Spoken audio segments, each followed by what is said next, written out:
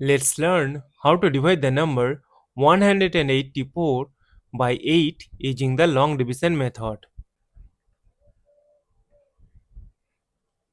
See that as 1 is less than 8, so we will consider the number 18.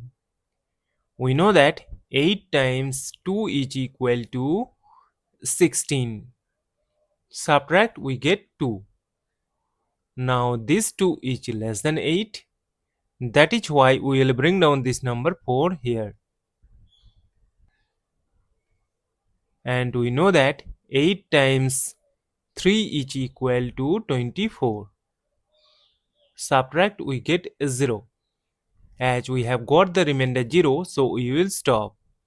Therefore, 184 divided by 8 is equal to 23. And this is our final answer. Thank you for watching. Please like, share and comment on the video. Also do subscribe the channel.